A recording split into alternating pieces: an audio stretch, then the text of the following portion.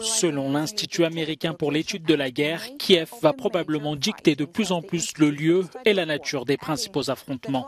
D'après l'Institut, Vladimir Poutine conservait cette initiative depuis que les forces russes s'étaient retirées de Kiev pour choisir les lieux des futurs combats. Depuis que les Russes ont commencé à se retirer des environs de Kiev vers fin mars et début avril, l'Ukraine a libéré plus de 60 000 km² de territoire. La libération de la région de Kharkiv s'inscrit dans un long processus qui laisse présager de nouveaux gains ukrainiens et de nouvelles pertes russes. Intéressons-nous maintenant au sud de l'Ukraine.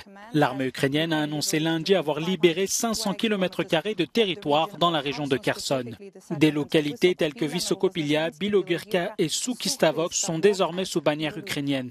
Toujours selon l'Institut américain, les images satellites des positions russes à Kiselivka, à 15 km au nord-ouest de la ville de Kherson, montrent que presque tous les véhicules russes ont quitté leur position précédente.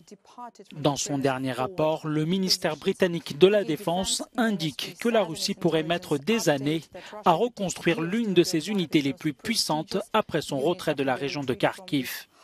D'après ce rapport, la force conventionnelle de la Russie, conçue pour contrer l'OTAN, est désormais gravement affaiblie.